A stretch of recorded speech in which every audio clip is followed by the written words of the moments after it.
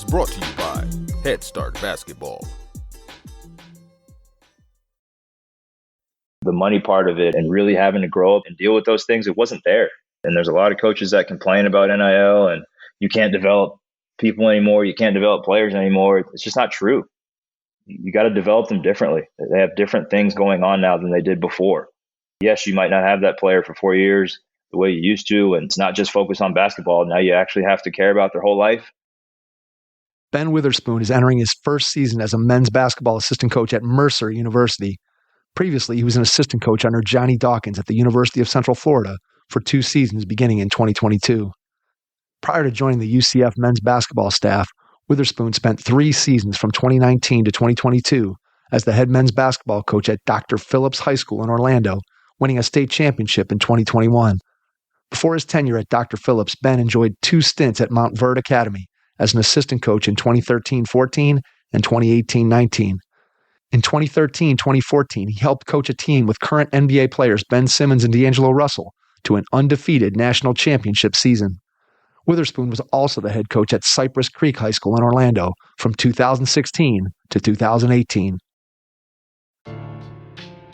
Hey, Hoopheads, our friends at Dr. Dish Basketball are bringing the heat this June with $2,000 off the Dr. Dish All-Star Plus free shipping. Unlock next-level shooting analytics, unlimited access to Dr. Dish's training management system, goal-setting features, and industry-leading shipping services when you take advantage of this exclusive offer. Learn more at drdishbasketball.com and follow their incredible content at Dr. Dish B-Ball on Twitter, Instagram, Facebook, and YouTube.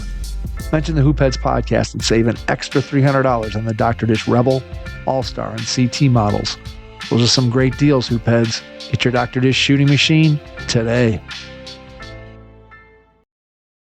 Hi, this is BJ Dunn, head men's basketball coach at Gettysburg College, and you're listening to the Hoopheads podcast. Prepare like the pros with the all-new Fast Draw and Fast Scout. Fast Draw has been the #1 play diagramming software for coaches for years. You'll quickly see why Fast Model Sports has the most compelling and intuitive basketball software out there. For a limited time, Fast Model is offering Hoopheads listeners 15% off Fast Draw and Fast Scout. Just use the code HHP15 at checkout to grab your discount, and you'll be on your way to more efficient game prep and improved communication with your team. Fast Model also has new coaching content every week on its blog, plus play and drill diagrams on its play bank. Check out the links in the show notes for more.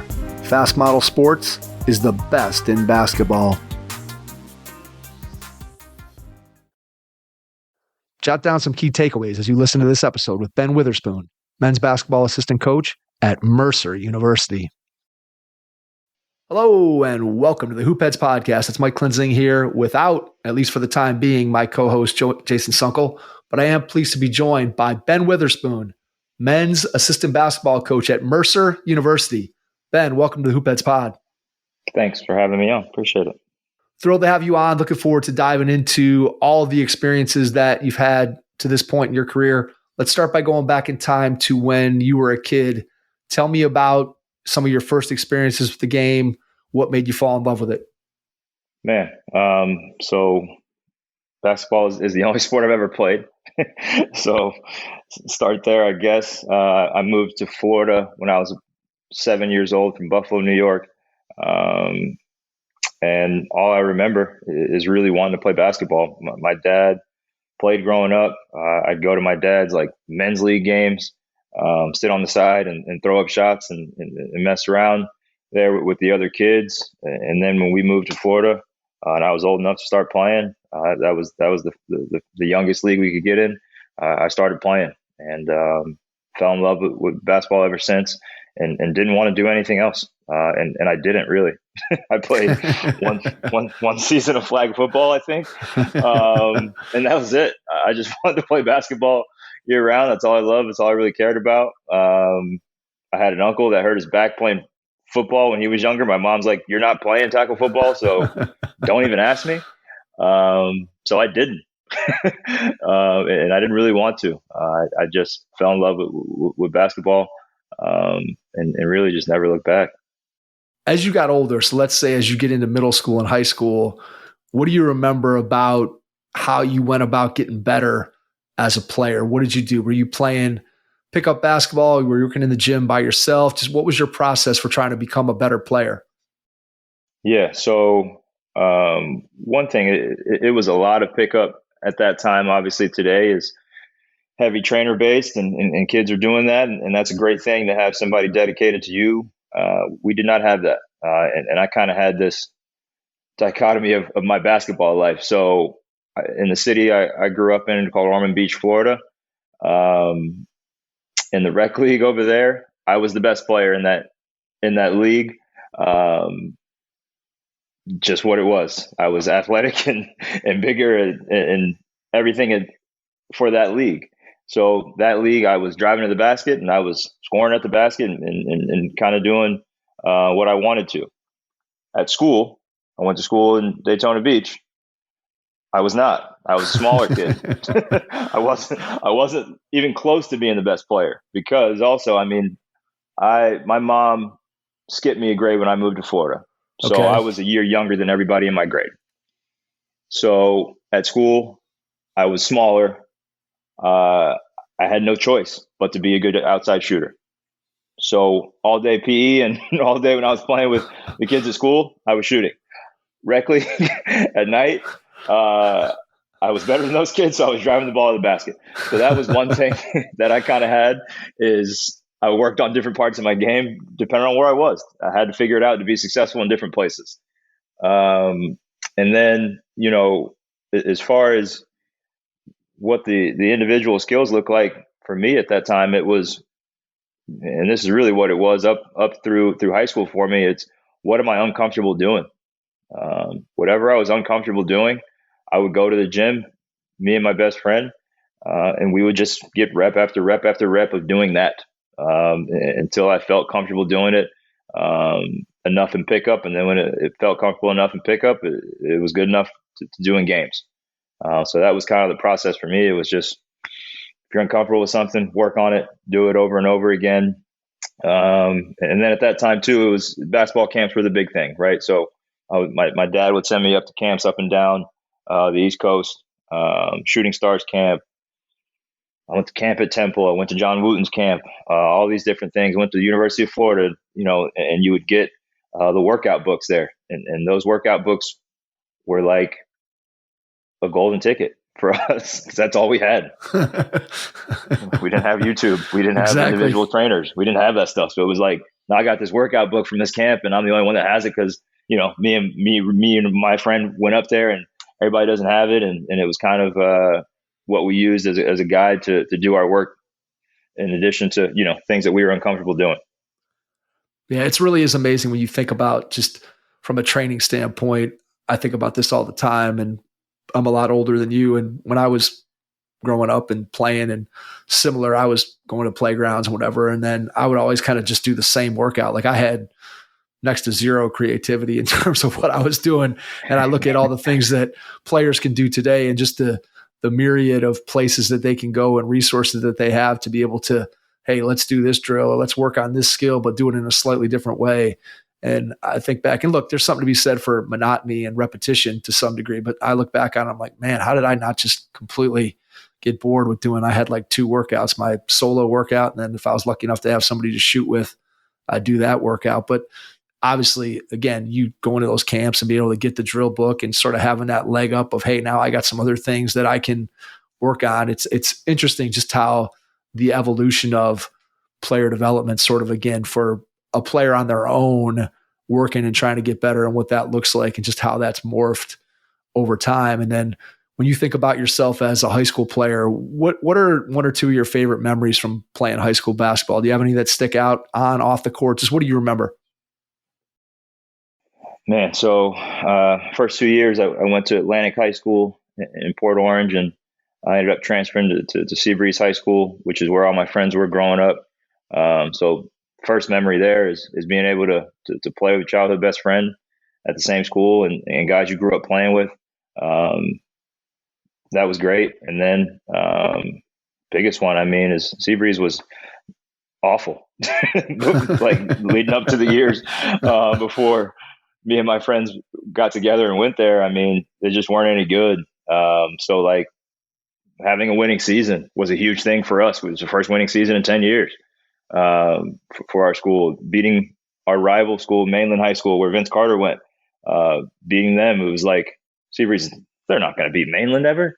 They're just not good anymore. Mainland has all the good kids. I didn't go to Mainland because I wasn't good enough to be the best player there. So I went somewhere else. But beating your rival there when you're not supposed to, those are probably the two things that stick out the most for me. Is just playing with my best friends and then beating our rival.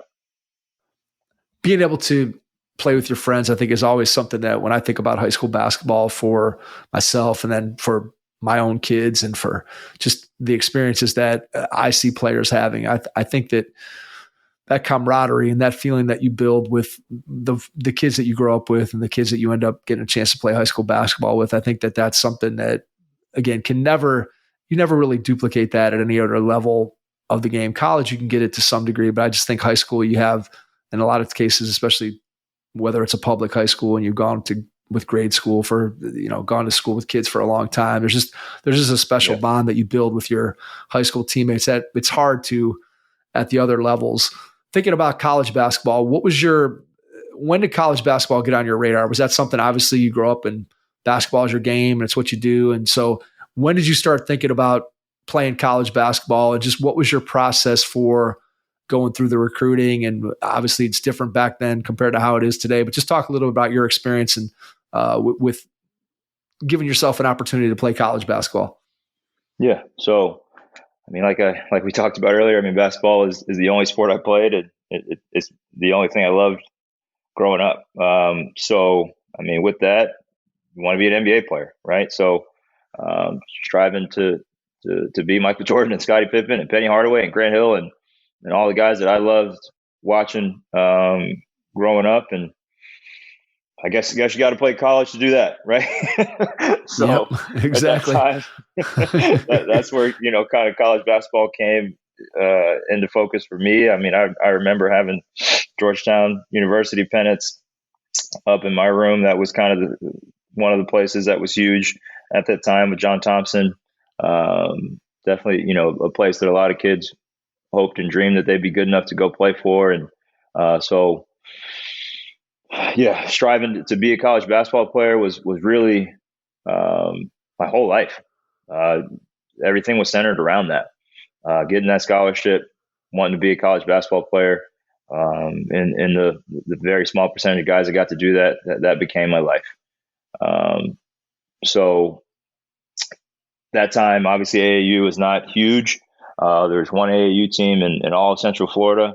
The best players, are there playing. I was, not one of those guys. I was the best 12 guys in all of the area. So it was different. Like we had exposure camps at that time. I mean, I was going to all the Bob Gibbons individual events and individual showcase events wherever I could get to them to get exposure. Those were really the only way to be seen at that time for guys that were, outside of the AAU stuff. And if you weren't already getting recruited and guys were coming to your high school game. So didn't have huge interest coming out of high school.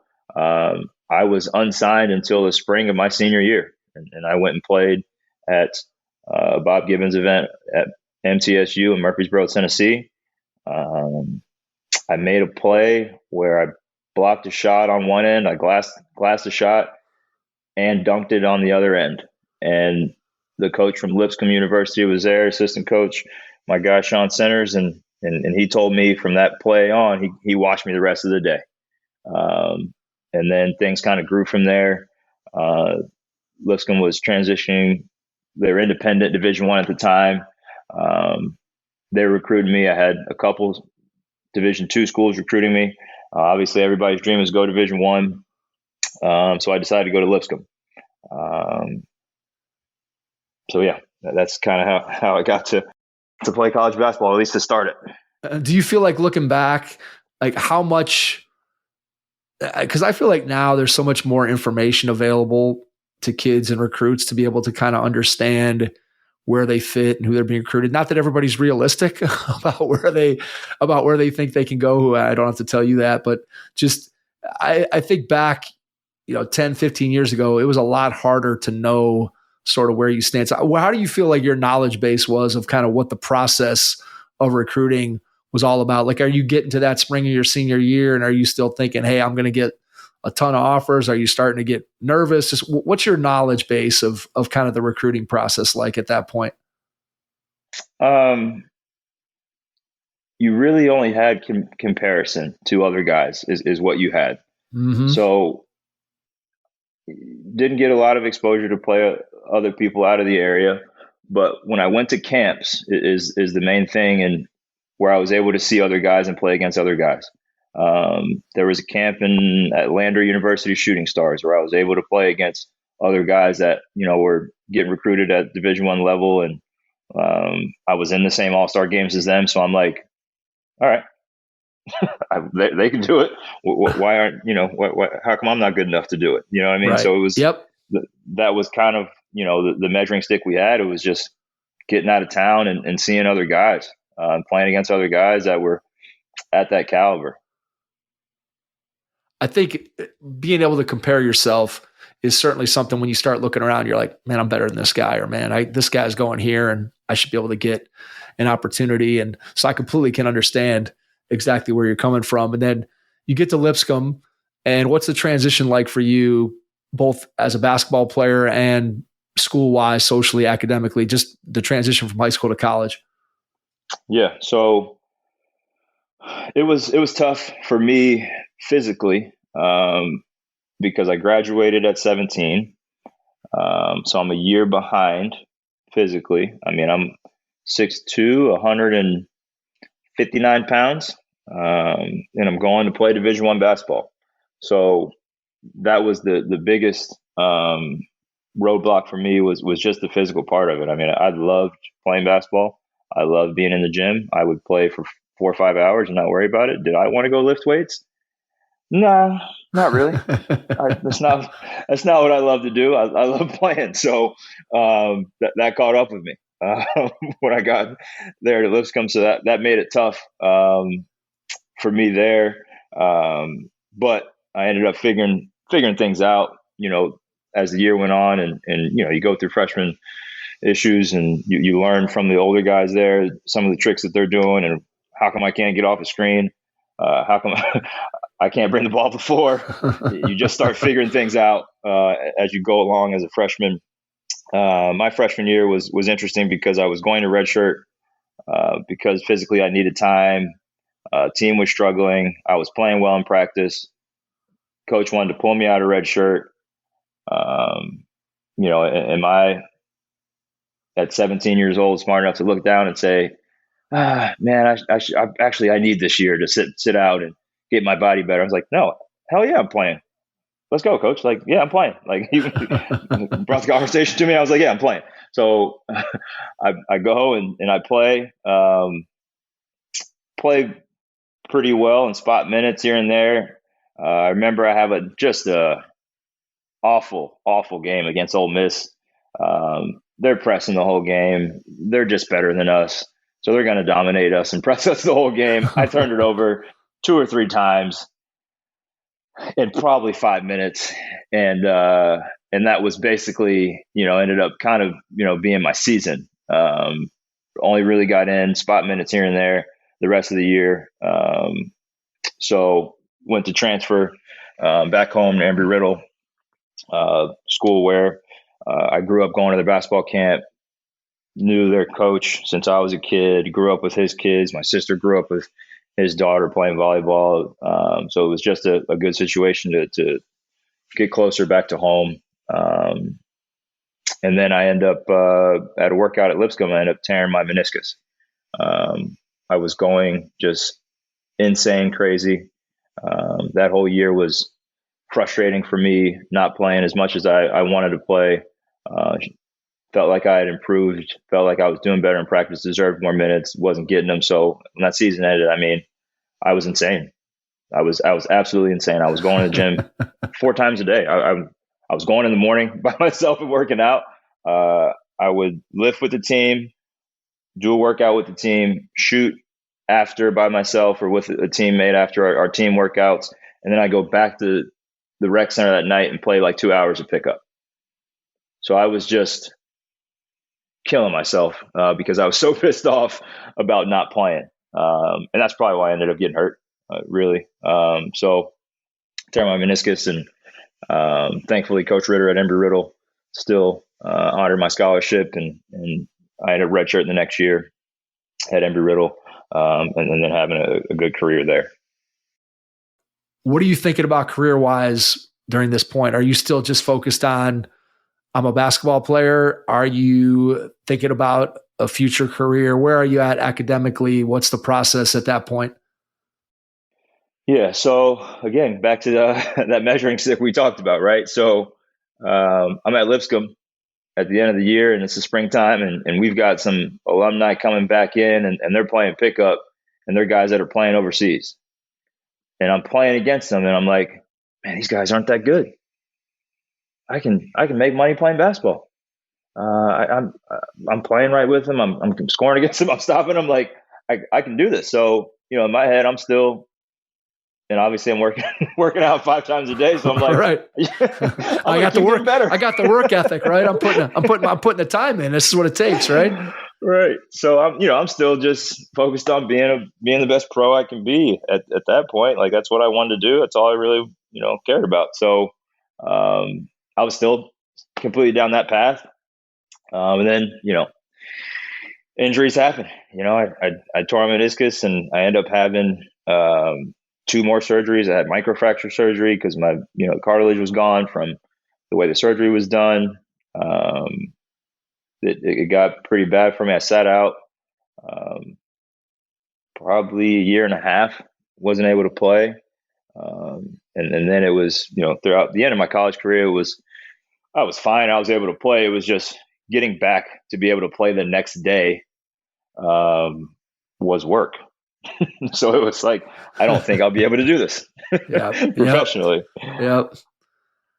Was coaching on your radar at all during college, or were you just I'm strictly playing? Because there's always, it's interesting, Ben. I feel like there's really 2 sort of tracks to coaching, where there's the kid who, even though they're playing, they're in like 3rd grade and they're drawing up plays on the napkin and they're thinking about how the game is, they're looking at it through a coach's eye in addition to their playing eye. And then there's other guys who they're just strictly playing and never think about coaching. I know I fall into that latter camp. Like I never once, while I was playing, thought, oh, I'm someday going to coach basketball. I was like you. I was a player. That's what I wanted to do. So I'm assuming that's sort of the camp that you fall into.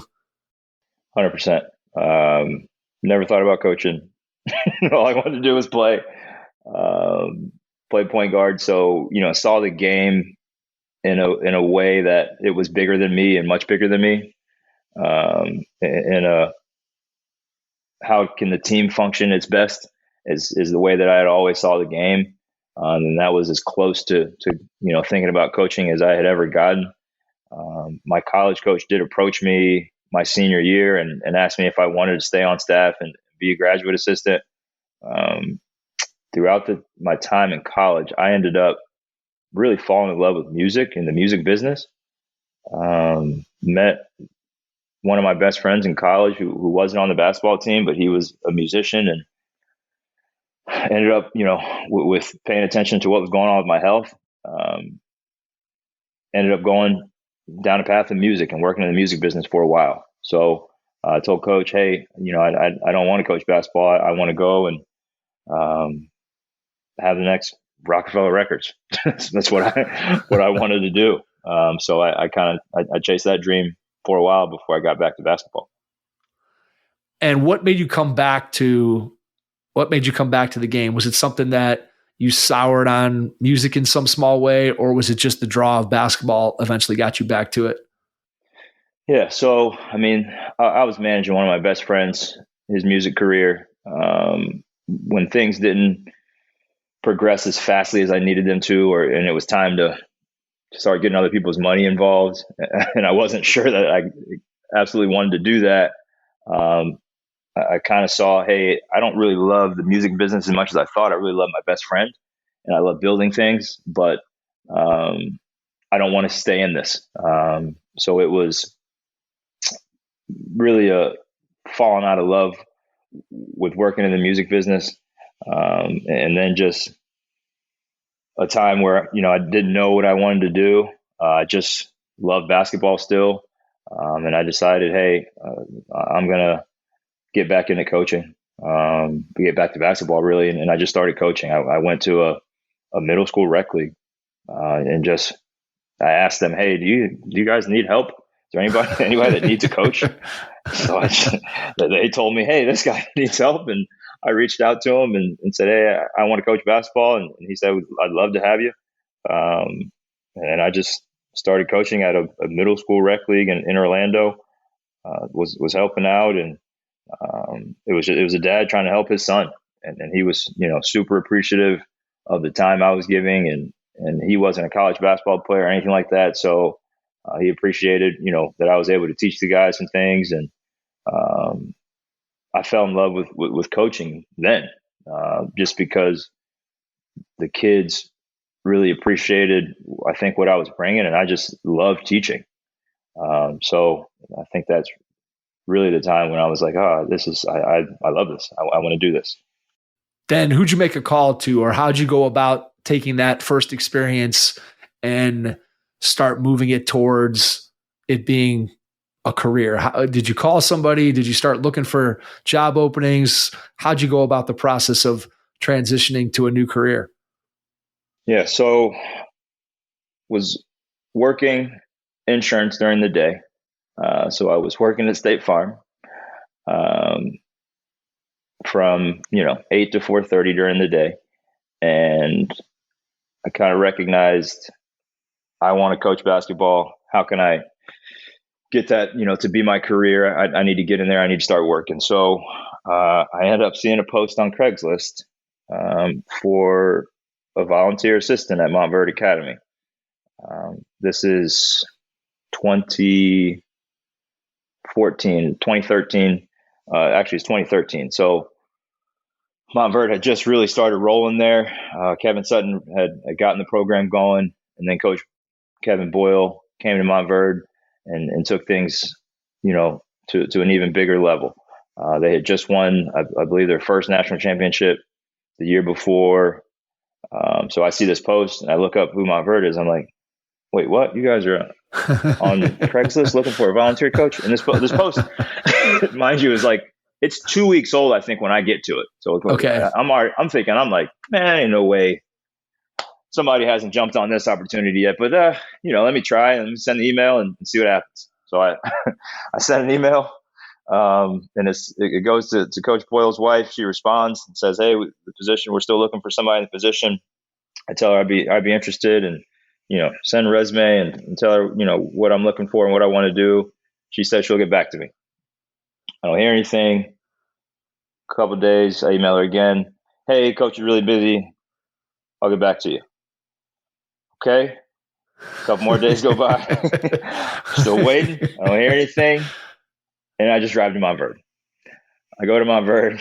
I walk in the gym at practice time, and I just sit down. And one of the assistants comes over to me and says, "Hey, how you doing?" I said, "Good. What are you doing here?" Well, I've been talking with Coach Boyle's wife about being a volunteer assistant, so I just figured I'd come by and watch practice, see how it goes. So I sat there, I watched practice, and Coach Boyle talked to me after for a little bit, told me to come by the next day. And from there, I was at practice every day. I'm part of the coaching staff at Montverde, and I adjusted my work schedule. So I'm at State Farm from 7 a.m. to 3:30 in the afternoon. I'm driving 45 minutes from work straight to Montverde every day to just learn, help train the guys, and get my coaching career going. So that was really the next step.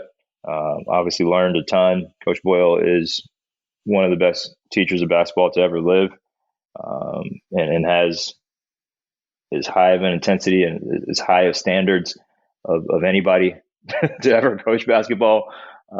So it was, incredible for me for that to be really my base of coaching, to watch him coach D'Angelo Russell, Ben Simmons, Jordan Caroline, all these high level guys, as hard as he coached them and to the standard of which he wanted. And there was no babying. There was no, worrying about guys transferring. There was nothing. He coached those guys so hard, like they were no good at all. And for me, seeing that and that having that as a base for my career was huge, because I mean, if I'm seeing Ben Simmons and D'Angelo Russell and those guys get coached that way, why wouldn't I coach everybody else hard and expect the best from them? Absolutely. How soon into that experience were you sure that this is the direction you wanted to go? In other words, was it the first day, a weekend? Was there a moment where you're like, yeah, I'm going to be in coaching for my career? It didn't take long. I can't pinpoint it as to when it was, but it didn't take long. If anything, it was figuring out the financial part of my life. Right. was the obstacle I had to get over, because I have a job and I was living a lifestyle that was fit that job. And we know basketball does not, starting as a basketball coach doesn't give you any lifestyle at all. Your lifestyle is based on having a little money in your pocket and actually getting a salary. Is that what you're talking about, Ben? Yeah, exactly. Yeah. And then, your lifestyle for coaching college basketball is homelessness. So I had to figure out, how am I going to transition my career to where I could still pay my bills and not have a credit score of negative 45. So what'd you do? What's the plan?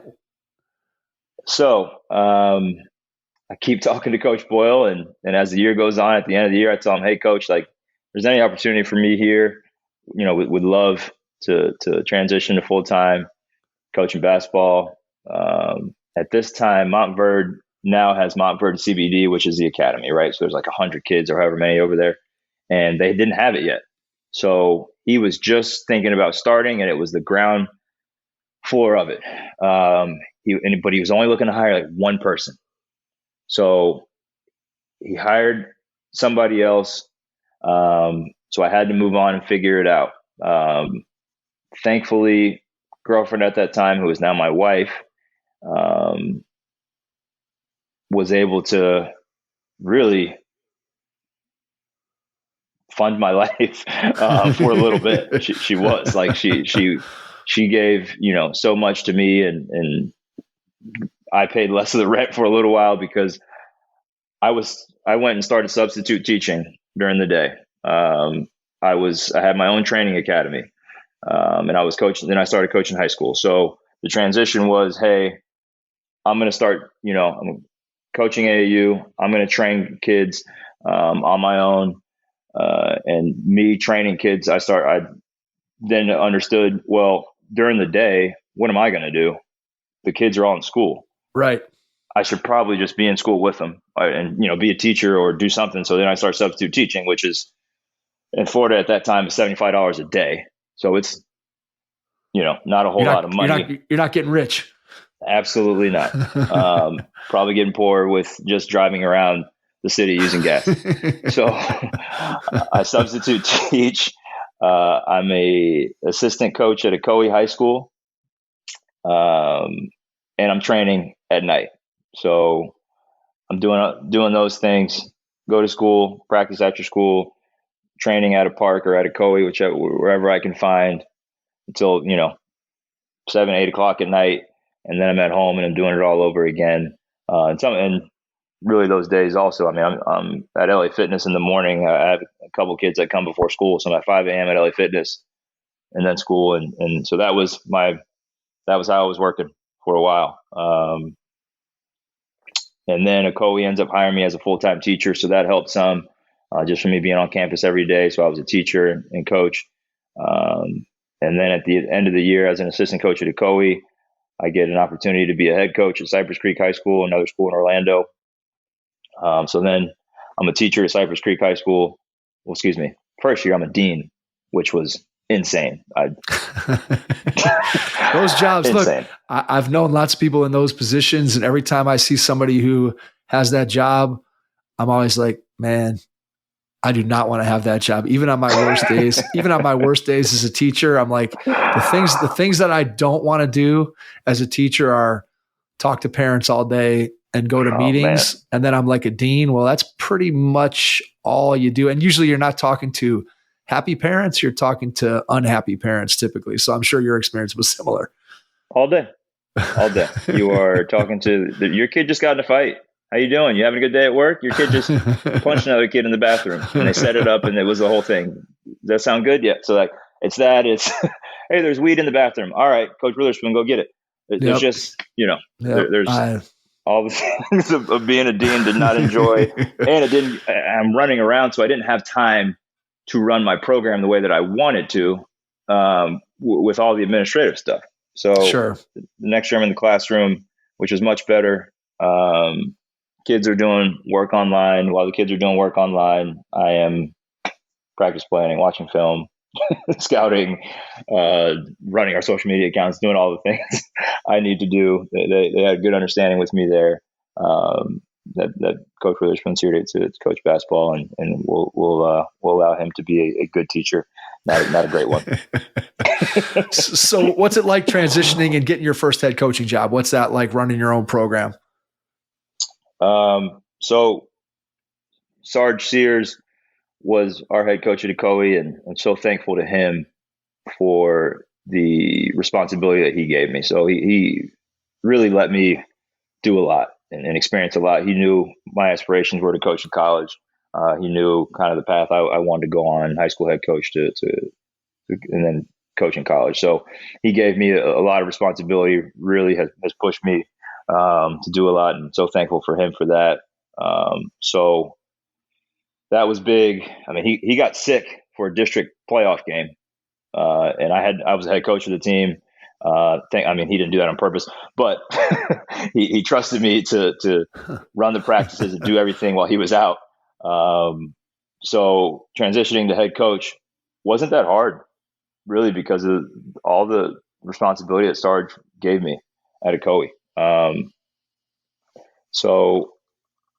Our athletic director at Ocoee was the brother of the principal at the school that hired me. So it was pretty easy, I guess, on their part, because he was just like, no, this guy's good. You need to give him the job. So, I mean, obviously I interviewed and I was prepared and I did all the things I needed to do for that, but it was kind of my job to lose because they had already, had experiences with me. So great, being able to run your own program, do things your way. I knew that's a level I wanted to get to. So throughout the entire process of Coach Boyle, and I'm coaching AAU at different places, and my own training, and just taking notes from other guys, and things I like, things I don't like, things I'll do, things I won't do. Really all went into becoming a head coach and being a head coach. And it's what I wanted, comfortable leading, being a point guard and doing all those things. So transition was great, again, because of what Coach Sarge really entrusted me to do before. Yeah, to be able to have that experience as an assistant where your head coach gives you that responsibility and develops you as a coach, I think is invaluable. If you're in a situation like that as an assistant, it's such a benefit when you eventually get the opportunity to go and take over a head coaching job. All right, coaches, listen up. It's time to kick this season up a notch and give your team the competitive edge they deserve with Game Changer. Game Changer is the ultimate tool for coaches, with features designed to help take your team to the next level. It's time to take this season to new heights. Download Game Changer for free on iOS or Android to start getting valuable stats and video your team can build on. Get the ultimate coaches tool today by downloading Game Changer. Game Changer. Stream, score, connect. Learn more at gc.com/hoopheads. That's gc.com/hoopheads.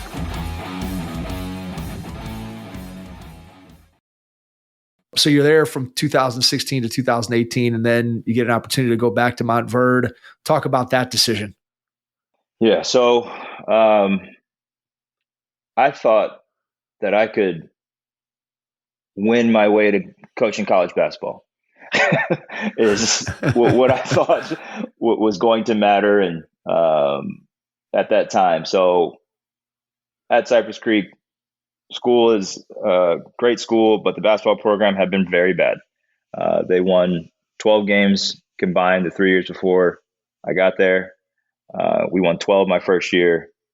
The next year we win another 12. So it's like we're 500, and for that school, it is, a championship.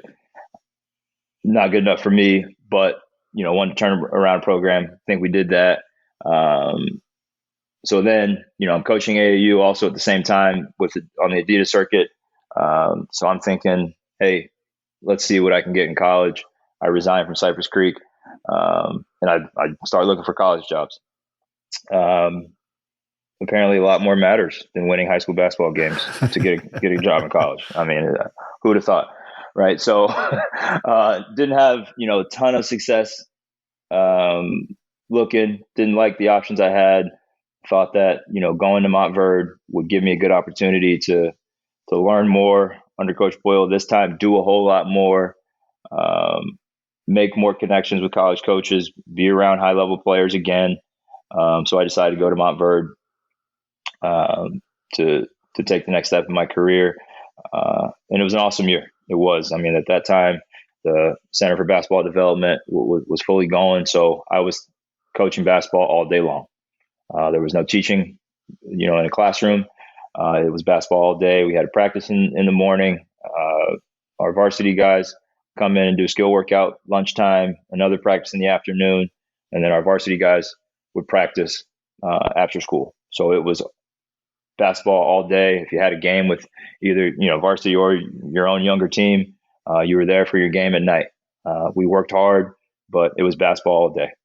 So loved that situation. Awesome time. I mean, around awesome guys. And Cade Cunningham on that team, Moses Moody, Derek Whitehead, Caleb Houston, Precious Achua. There's just a countless number of NBA players on that team, and being able to work with those guys and train those guys. Great experience for me, and then being a part of that team and making the national Final Four that year and having a bigger role was great. And so when you start thinking about, okay, what's my next step? Obviously, you're wanting to get to the college level, but you end up going to Dr. Phillips High School after that year at Montverde. So why that decision? And then eventually we can get to how you were able to go from there to your first college experience. Right. So that year at Montverde, I ended up having my daughter, Emery. She was born in August, right at the start of the school year. And that changed me. It really told me, do you really want to be away from this all the time? And coaching in college was a lot more travel. Are you sure you want to do that? So that was one factor in it. I started to, question if it's something I wanted to do right now. And then also I missed being a head coach. I love being a head coach. It's my the spot I would choose if I had a choice. I would be a head coach all the time. So decided, that I wanted to build my own kind of national powerhouse program in high school, and that brought me to Dr. Phillips. So our AD at Ocoee, when I was there, that helped me get the job at Cypress Creek. That AD at Ocoee was now the AD at Dr. Phillips High School. I shot him a text and said, "Hey, Steve, I'm looking to build my own championship program in high school this coming year. If you hear of anything, let me know." I did not know that Dr. Phillips head coach was stepping down. He knew, but I didn't know. So as soon as I sent that text, he texted me back and said, "Call me." So I call him and he says, "Hey, our coach is stepping away. But this would be basically your job to lose. We're gonna interview. We're going to go through the entire process and do what we need to do. But I know you. I work with you. I know you're what we're looking for. If this is a job you want, you should go for it. Went for that job. Was able to get it and coach at Dr. Phillips. And then, what do you know? As soon as I get the job at Dr. Phillips, Ryan Ritter, who is my head coach now, gets the head job at Bethune-Cookman, and Ryan Ritter calls and says, "Hey man, what are you doing?" I'm like, "I'm at Dr. Phillips the first week of school, Ryan. All right. Would you be interested in coming to coach Bethune-Cookman?" That's how these things happen, Absolutely. It's not when I'm looking for it, but I had to tell him, "Hey man, I just got here. I want to do something here on my own. Start something special here. I'm going to stay here and I'm going to see it through." So that's how I got to Dr. Phillips, and that's from there we started working. How did you approach the Dr. Phillips job differently, if at all, from the job at Cypress Creek? So going through it your second time, did you take some lessons from the first time, things you changed? Just how did you go about that process of coming in and taking over a program for the second time and maybe adjusting sort of your approach, or did you kind of come in with the same mentality? Yeah. So I would say the mentality of maximum daily improvement, I mean, it is the goal for me, and it was as a head coach. I mean, it's how many steps forward can we possibly take today in the time that we have? That is what we need to do every single day. Do not waste a day. Do not waste a rep. And that did not change at all. But my goal did change. I understood at Cypress Creek, trying to win a state championship and wanting to do that was a great thing, but I just didn't have the players to do it. I'm the tallest guy, 6'2". I had guys playing soccer growing up. Like it just wasn't really going to happen there. So, I mean, just having winning seasons there, I understood and knew. Having, competing for a district championship was big time goal there. But the Dr. Phillips, the goals were different. Powerhouse name in the state, huge school, big history of, Shane Larkin and Chris Warren and some big time names had been there, but they had never won a state championship. So the goal immediately became win a state championship. So the approach didn't change. Really, the immediate ceiling is what changed. So really, I mean, I went to work the same way I went to work at Cypress Creek. Our summers at both Cypress Creek and Dr. Phillips were more like basketball camp. Our guys would come in. I mean, I reserved the gym from 8 to 1 in the summer, Monday through Thursday. They're playing AAU on the weekends, and that's fine. But we're going to work, be a part of this program, and that's what it is. So 8 o'clock, it was weights first for 45 minutes or so, and then it was in the gym for an hour of skill work, and then it was an hour of really competition. Whether that's 1-on-1, 3-on-3, 5-on-5, or getting into some defensive habits things. So it was competition, and then the last 45 minutes to an hour was just straight shooting.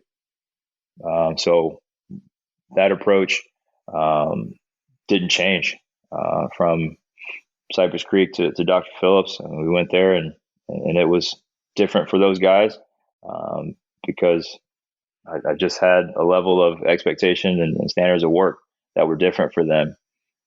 But they loved it and appreciated it. The guys worked hard and showed up every day and understood we're here to win, put a banner up that's never been put up at this school. So they were into it, and we went to work. When you think about building relationships with your kids at the high school level, what do you think is the key if you were to give advice to high school coaches out there that might be listening in terms of building relationships with your players? What worked for you? First of all, is wanting to help them. Is something that we all can have. I mean, because below that is a level of love for your players, but that's not something everybody has, and it's not something that you can give everybody. Some guys are, it's a job for some people. Some people aren't going to really love their players like that. They're just not. So, I mean, for me, it's a love, for them. It's you're one of my guys. You're one of my guys. I'm gonna love you and be there for whatever you need in life, in school, and have high standards for you in every aspect.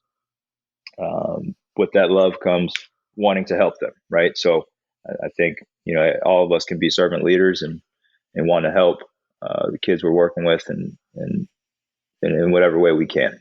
So that's really what it starts with is them knowing that you care about them and that you're there to help them.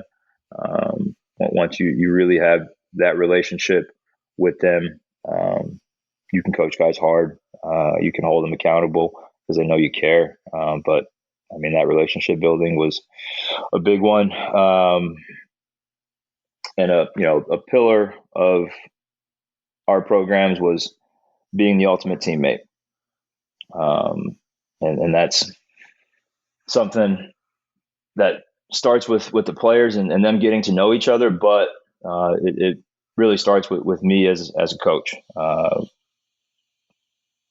doing the player interviews and finding out about their families, finding out what they care about, how was their upbringing, just everything about them and why they're doing this and what's important to them in their life is important. I mean, so I wanted them to be great teammates to each other, and I would always tell them, you don't play for me, you play for each other. But I had to be a great teammate also to coaches, and even to the players. I mean, for them to know coaches in this thing with me and helping me. It's not coaching staff versus the players. It's everybody's together. And I've been on staffs where it feels like it's coaches versus players. Y'all don't do what we want you to do. Y'all don't do this. Y'all don't do that. And the players feel like you're not in there with them. So just being somewhat of a teammate with your players is important. It's knowing that you're on the same team. Yeah, it's a great way to look at it. I think that most everybody who's been in the game for a long time has probably experienced both of those different types of situations where everybody's together and pulling that rope in the same way. And then you have other teams where it feels like you're just coaching staff and players are diametrically opposed for whatever reason. Yeah. And nothing ends up getting done. So you win a state championship there. You finished as a state runner-up a second time there at Dr. Phillips. And as you've said a couple of times that you kind of were looking at opportunities to get into the college game. So how does the opportunity at Central Florida come to you? Obviously you're right there geographically in the same area, but who's your contact? How do you go about getting that opportunity to jump up a level and coach college basketball? Yeah. So at the end of my third year at Dr. Phillips, I resigned with no job. Had guys starting to want to come to Dr. Phillips and transfer in and move from out of state and do all kinds of things. So I just had to stop and say, hey, I can't let this family sign a lease. I can't let these people start to move or do all the things they need to do. So I just have to, resign and let Dr. Phillips hire their next coach and let the players figure out what they're going to do, if they're staying, if they're going or not. So I resign, and then my full-time job becomes finding a full-time college job. That's what it became. So I'm going to EYBL sessions, talk to coaches. I'm emailing, calling, on Hoop Dirt all day, doing everything I can to find my first opportunity. So Jimmy Drew at University of Central Florida, he was the director of ops. Jimmy ended up getting a head coaching job at Lincoln Division II school out in Missouri. And he reached out to me and said, "Hey man, like I just got this head coaching job. Would love to talk to you about the opportunity." We go hang out, talk about the opportunity he has there. Like what he has going on. Not sure what I'm going to do yet. I was kind of, holding out for Division I opportunities. And at the end of our talk, he says to me, "Hey, have you thought about taking my job at UCF?" And I said, "Not really, but now that you say it, I guess I should look into it." So he tells me I should reach out to Coach Dawkins, Coach Johnny Dawkins at UCF, head coach, and just kind of, and let him know you're interested. And I said, "Okay, I'll do that." So I did. And I met Coach Dawkins a couple times. We talked at EYBL. He had a coaching clinic I went to. He was in the gym at Montverde when I was there working. A couple other guys on the staff had been recruiting some of my players, Dr. Phillips. I knew the video coordinator at UCF for, probably 8-10 years at that point.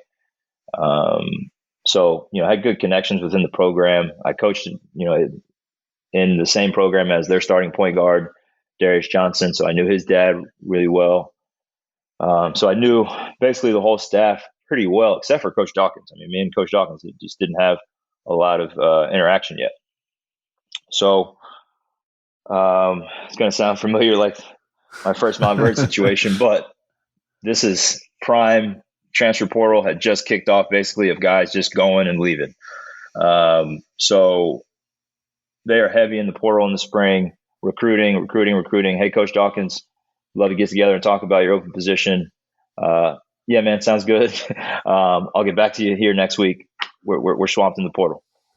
Follow up, "Hey, Coach Dawkins, whenever you have time, let me know. I'm free every day, whatever. Whenever you want to do it, bro." Absolutely. He is, still in the portal.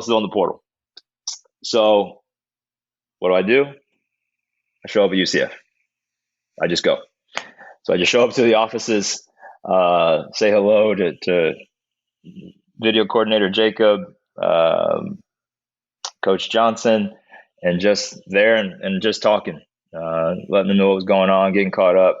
And while I'm in the office, NJIT calls me and offers me a position, director of ops spot, literally while I'm in the office. I step out, I take the call, I come back in, and I told him, "Coach Johnson, you never believe this, but NJIT just offered me a job." It's like, man, that's incredible. Yeah. So I got some things to figure out. So I leave. And then the next day, Coach Dawkins says, "Hey, are you available to come in?" Basically what a little time crunch will do. Yeah. So I come in, interview with Coach Dawkins, went well enough to where, he was comfortable hiring me. Found out that he was really looking for more of a special assistant to the head coach. Our video guy, Jacob Ammerman, had got promoted to director of operations. He wanted more than just a video coordinator. So he wanted, someone with head coaching experience. He wanted someone that could do the video work, but also help him with head coach related tasks. And so that's what they hired me as a special assistant to the head coach. And super lucky, to have been at UCF for 2 years and work closely with Coach Dawkins and have that head coaching experience that he has. Just having that thought process in my head of, all right, well, what will Coach Dawkins do here? Absolutely. Being able to work so close and that I think I would be able to at least have a good idea of what he would do in certain situations, which helps me a ton. All right. So comparison, high school basketball, college basketball, give me one positive of each of the two. Something you love about coaching college basketball, something you loved about coaching high school basketball. I loved high school basketball because there's no rules. Like me telling you that we were in the gym I'm working the guys for 4 hours during the summer, like every day I'm around and we can just work and there's no, nothing to worry about. And and also competitively, I'm able to outwork people because there's just a limited hours. So I don't know of anybody else that was doing what we were doing and staying in there for 4 hours. So it was like, you know what? This is a competitive advantage. I can do this in high school. So, being able to do that and work. And then the amount of time I got to spend with the guys on the floor, but then also off the floor, seeing your guys at school, seeing them throughout the day, being intertwined with their academics more so, was great, and enjoyed it, loved it. Just seeing your players on campus, it's when you have a special bond, like there's 3,500 kids at Dr. Phillips, or however many there are, but it's like, seeing your guys is just, it's cool. And just loved it, being able to be around them all day and impact them in more ways than basketball. In college, the thing I love, outside of the basketball part now is we are really preparing college athletes today to be adults. Because they're having to do adult things in college. Being at the high major level at UCF, those guys are making money. I'm talking to my players about budgeting. I'm talking to my players about their taxes. I'm talking to them. They live with their girlfriends, and I'm talking to them about life and relationships and dealing with adult things. Where in the past, the money part of it and really having to grow up and deal with those things, it wasn't there, and there's a lot of coaches that complain about NIL and you can't develop people anymore. You can't develop players anymore. It's just not true. You got to develop them differently. They have different things going on now than they did before. Yes, you might not have that player for 4 years the way you used to. And it's not just focused on basketball. Now you actually have to care about their whole life. Sorry. It's you're developing something different now. It's just, So we just have to shift what we develop and where we develop. And for me, it's awesome. I love that part. I would think that from an off the court standpoint, clearly there's obviously, as you just said, a difference in how you manage, develop the players that are part of your program. And there's obviously more transiency than there's ever been. Yet at the same time, I think you bring up a point that I really haven't heard very often, in that you do get to impact players in other ways and help them in ways that coaches previously, as you said, really, you didn't even have to think about it. You weren't thinking about, hey, how do I help this player deal with income? Because especially at the Division I level, obviously players aren't even allowed to have jobs during the season if you go back in the past. And now you're talking about the money that's coming in through NIL and just being able to touch those players in so many different ways. And I think it goes back to the question that I asked you and the answer that you gave when I asked you about developing relationships with your high school players. And, ultimately what it comes down to is, do you spend time with those kids? And I don't care what level it is. It could be middle school, it could be high school, it could be college, it could be the pros. The way you invest in people is you spend time with them, you show them that you care, and you try to improve them as a basketball player. You try to improve their life. You try to get to know them as a person. All those things kind of are how you develop a relationship. And so now what I hear you saying, which is something that I haven't necessarily heard from a lot of coaches, is, hey, this NIL, rather than being a negative, like this is a positive. It's another way that we can impact kids so that we're, again, what are we trying to prepare them for, right? We want to make them the best basketball players that they can be, and we want to try to win games. And obviously at the college level, that's very important if you want to keep your job. But of course, by the same token, ultimately, part of your responsibility as a coach and as a university is to develop people who are going to be good citizens and who are going to be good people and who are going to be happy and have successful lives. And so I think it's a really great way to approach it. What I hear you saying, like I said, I haven't heard anybody else that I've talked to approach it in that exact same way of, hey, it's just another avenue for us to be able to have a positive impact on our students' lives. And I think that's something that, man, a lot of people probably need to adopt that particular way of looking at it, if that makes sense. I appreciate you, pointing that out, but it's just the way I've seen it, however we can help our players, we should help them. That's our job. And there's just different aspects that they need help in now. So we should help them in those aspects. What's the biggest thing that you learned while you were at UCF? Again, you may not be able to narrow it down to one, but however you want to kind of answer this question, a couple of things that you learned there at UCF that you're going to take into your new position, or that you've already taken to your new position at Mercer. I think one, just overall approach and prioritization of defense, and rebounding is paramount, and it just carries over to everywhere if you want to have any sort of success. I mean, because I was a heavy defensive coach in high school, but going to UCF and seeing the emphasis, that's placed on the defensive end of the floor, and from a practice time standpoint, and working on the habits and what we're looking at in film, and just how much it matters there, and it shows with us being a top 25, 50 defensive team in the country, both years. It translates, and then it matters to winning. So that was one thing, and just I took away is continue to place emphasis on it, and have high standards for that, and a heavy level of intensity on the defensive end of the floor, and it can translate to winning games. I mean, would we want it to win more at UCF? Absolutely, but two NIT bursts in 2 years at UCF while I was there is really good for that school. Again, it's about where you've been and what expectations are, right? So able to win with defensive emphasis is great. So that was one big thing, and then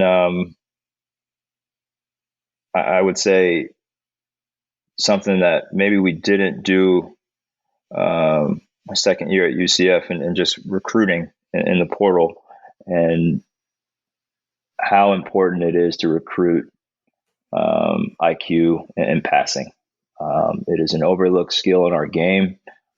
Decision making is one of those things that's coming to the forefront with coaches now, and what we're looking at and understanding. The game is about decisions, but in recruiting, there are times when too much attention is being paid to shooting.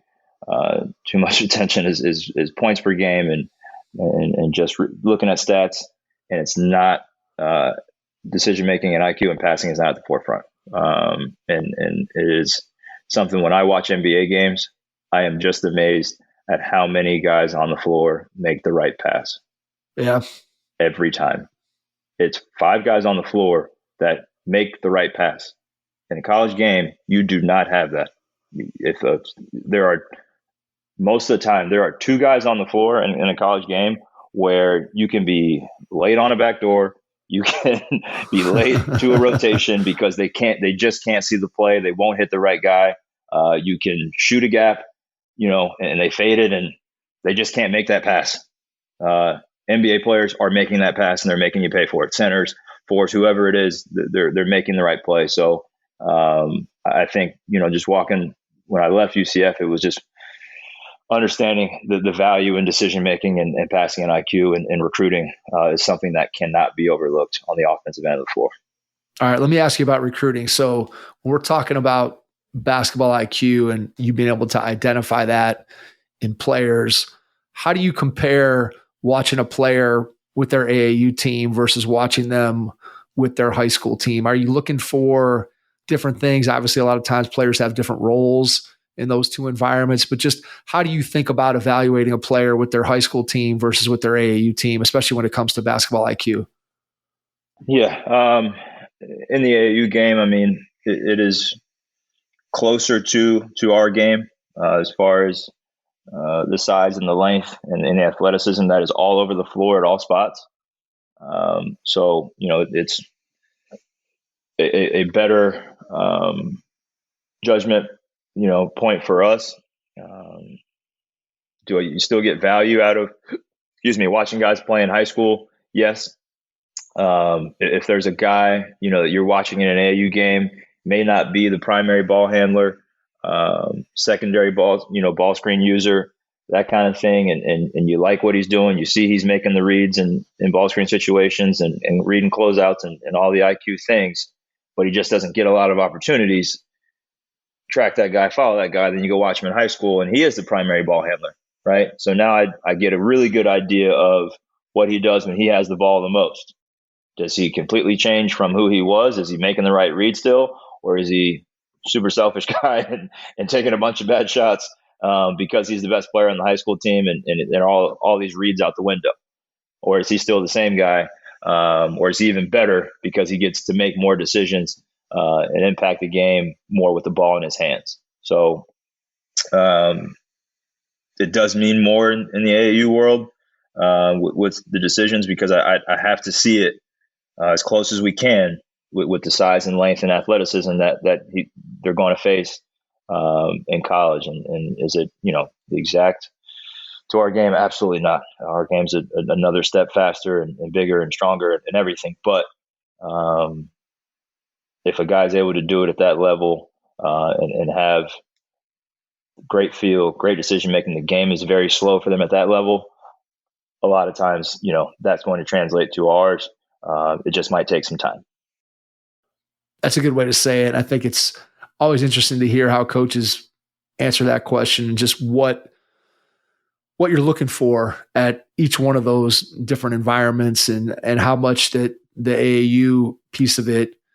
Again, I go back when I started the podcast and I remember having conversations with coaches and they would tell me how important the AAU side of it was. And this was before my kids had kind of really gotten involved in it to any huge degree. And my own perspective certainly changed in a large way that AAU, when it comes to the college recruiting piece of it, I think has taken over from high school basketball in a lot of ways. Not to say that high school basketball isn't still critically important. And, you and I talked about it at the top and just the experience that you get to have as a player in playing high school basketball. But from a recruiting standpoint, obviously from a college's perspective, you get to go and see all those players against other high level players. As you said, there's length and athleticism and skill all over the floor. And then not only that, but you're getting to see all those players in the same venue in a much more efficient way than driving or flying all over the place to see one high school game where who knows if it's even going to be a competitive game or if the kid's going to play or they're going to foul trouble. Exactly. And how much you're going to see them play and all those things. So just from an efficiency standpoint, completely makes a ton of sense why AAU has kind of surpassed high school basketball, at least in terms of importance when it comes to recruiting. Tell me about the Mercer job and why it was so attractive to you. Obviously you had a previous connection with Coach Ritter, but just tell me a little bit about why you decided to make the jump from UCF to Mercer. Yeah. So obviously love my time at UCF. Learned a lot. Started out as special assistant to the head coach, was able to be promoted to an assistant coach there at UCF and do all the things that come with being an assistant full time. But at UCF, a lot of assistants are there, high major program, bigger budget, and there's a lot of guys. So opportunity, came up with Mercer for me to kind of move down the bench, have more input, have even more of an impact on our staff and on our guys. And it's one I just couldn't pass up. I mean, I played in college with our head coach, Ryan Ritter, played for his dad, grew up knowing each other. Our families are very close. His younger brother's on the staff. We have who played at Embry-Riddle. I've known his younger brother obviously his whole life, basically. We are another assistant is an Embry-Riddle grad, known him for a really long time. Our other assistant is Jonathan Mitchell, who worked at Stetson as a coach and most recently in the G League. So our staff, we've all known each other a really long time. It's family with us. So, the combination of being able to move forward in my career and work with family, it was just an opportunity I couldn't pass up. And it's been awesome at Mercer. It's been a little over a month now, and we've completed our roster. Everybody's working hard. I mean, everybody on our staff has recruited players that end up signing. I mean, so it's just everybody is working hard together, and every day is fun. I mean, we're showing up, and we're working, but there's a baseline of love with each other that egos are out of the window. We don't even know who first, second, and third assistant are. We don't know. We're just all going to have our own roles, and we're going to do our work. And there's no egos, no insecurity about anything, because we just know each other and we can be ourselves. And at the end of the day, we know there's love for each other because of just the relationships we have together. So that staff connection was a huge one for us. And my wife went to Georgia Tech, and she's spent a lot of time in Atlanta. So being a little closer to Atlanta and some friends and that stuff, I mean, it just worked out for my family as well. It was just, right opportunity at the right time. Makes sense. All right. So that leads into my final 2-part question. And it's fitting in that you're just getting into the job at Mercer. So the 2 parts to the question are: part 1, when you look ahead over the next year or two, what do you see as being your biggest challenge? And for you taking a new job, clearly there's going to be some things in front of you that are going to be challenging. And then part 2, when you think about what you get to do every single day, what brings you the most joy? So your biggest challenge and then your biggest joy. Yeah. Biggest challenge is having a different role is what I would say. I mean, it's looking like here I'll be in charge of the defense at Mercer, and having complete control of that at this level, not being in high school anymore. And last year, obviously, the last 2 years at UCF, you have input on your scouts, but you're not necessarily in, complete ownership of something. So working with, a new head coach and trying to meld together what he wants, evaluating our players in our first year in the league, and coming up with a system that fits all those things, right? Your head coach, what he wants in his style of play, what your players are and what they can do, and then trying to win your league in the first year is going to be a challenge, one that, I'm super excited for and that I'm working towards every day, to watch a bunch of film from our league and get to know everybody in the league and what Mercer did last year, and kind of where things are good, where things are bad, and looking at the best teams, because we had a lot of coaches come back in our league. So think some things, should be similar from year to year, program to program. So yeah, that will be a challenge this year that we're looking forward to. And then biggest joy, I mean, that I'm looking forward to this year is probably the same thing as a challenge. I mean, I'm a growth mindset person. I want to do hard things because I know I'm just going to get better. I still want to be a college head coach, and that's the path I'm on. So the greatest joy will be being in charge of the defense and being able to have heavy impact on what we're doing, and just loving that every single day and bringing that energy and bringing that intensity to our guys and watching us grow throughout the year will definitely be the biggest joy for me. Good stuff, Ben. All right, before we get out, I want to give you a chance to share how people can reach out, get in touch with you, find out more about the Mercer program. So you want to share social media, email, website, whatever you feel comfortable with. And then after you do that, I will jump back in and wrap things up. Sure. So, I mean, to get in touch with me, my phone number has been the same for years now. My cell phone number is 954-937-4451. Shoot me a text. If anybody, needs anything from a coaching standpoint or however I can help. My email address, I'll give you a personal email, is benwitherspoon@gmail.com. My Twitter and my Instagram is Coach Ben W. So you can reach out to me in whichever way you want. And then as far as our Mercer program, Mercer MVB on Twitter is us. So follow us there. Get to know the new Bears and myself and head coach Ryan Ritter. Ben, cannot thank you enough for taking the time out of your schedule tonight. And for those people out there that don't know, Ben was traveling all day in his move. So not only did he drive from Florida to Georgia today, he also jumped on to do an hour and 25 minutes of a podcast with us. So I thank you for that, Ben. Truly appreciative of your time. And to everyone out there, thanks for listening. And we will catch you on our next episode. Thanks. Your first impression is everything when applying for a new coaching job.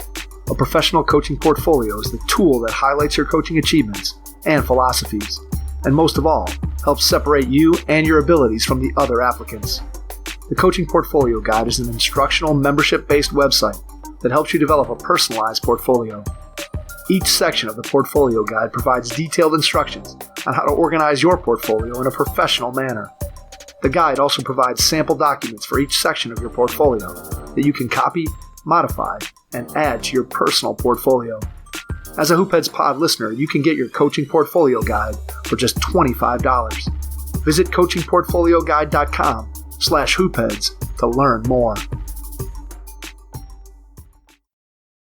Thanks for listening to the Hoopheads podcast, presented by Head Start Basketball.